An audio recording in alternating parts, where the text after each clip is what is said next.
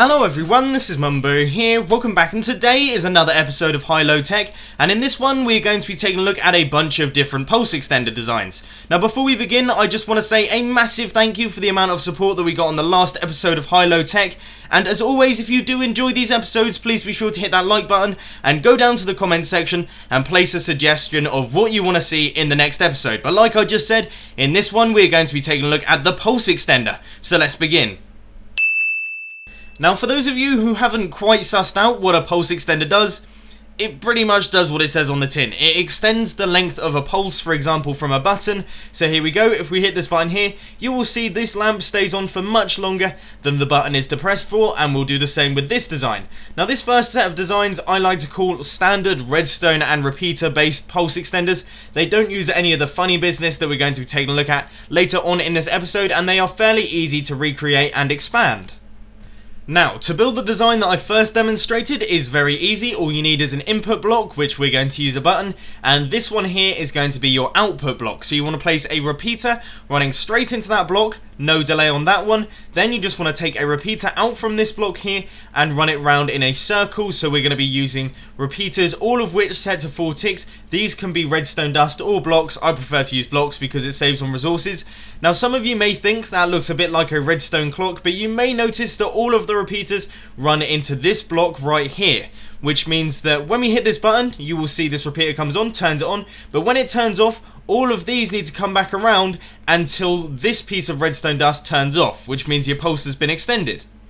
Our second design is just as easy as the first. You want to place 2 blocks like this. This one here is going to be our input.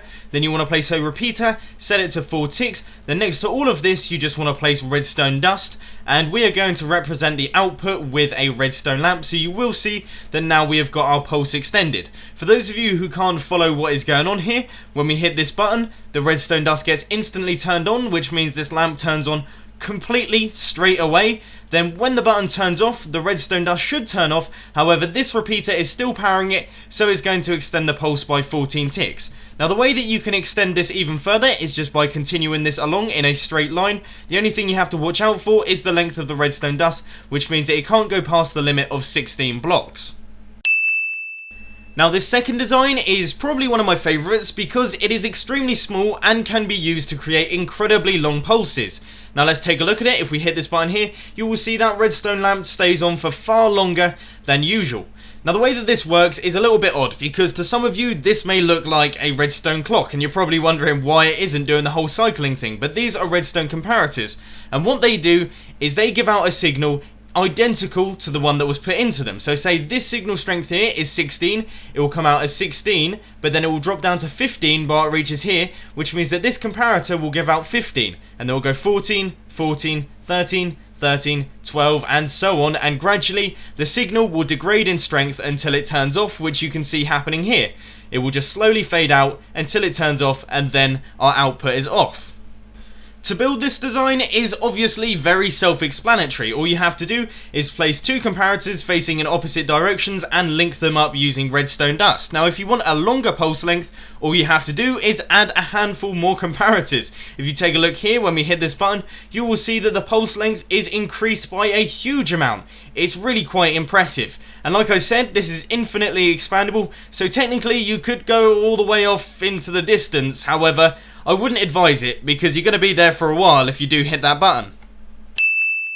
But what if you want to really extend your pulse, let's say up to 5 minutes? Well, this will do just a fine job because it uses the item despawn timer. It will give you exactly 5 minutes of redstone output. As you can see, when we hit this button here, an item will be dispensed and it will land on this wooden pressure plate, which will obviously give us a redstone output. Then after 5 minutes, the item will despawn, the output will turn off, and there we go. That's how it all works. To build this is obviously very easy, but I thought I might as well give you a tutorial on it. So you want to place a block with a dropper on top and fill that up with some items. They can be valuable or invaluable, just remember you're never going to get them back. then you want to create a tube like this. But before you do that, we can set up our output, and to do that we can use redstone dust or a redstone lamp. But anyway, you just want to place your glass like this, and here, it doesn't have to be glass, but that does make it look a little bit cooler. Then down at the bottom, all you have to do is place your pressure plate and the button or the input running into that block, and there we go, you are good to go. So that is it. That is our 5-minute pulse extender done. Arrows are slightly different because they use a 1-minute despawn timer instead of the usual 5, which means that you can use them in this sort of setup to give you exactly 1 minute of pulse length. However, there are a few issues that I feel like you should know about. First one being, sometimes it misses, occasionally it hits like you can see there, but if we do another one, there we go. You can see that it did miss the button, but it seems to have fallen onto it now. Yeah, I think that pretty much sums it up. This isn't particularly reliable. Another thing that you need to be aware of is that currently there is a bug in Minecraft 1.7, which means that arrows aren't despawning naturally, so you're going to have yourself an infinite pulse extender, which isn't very good for anyone, is it?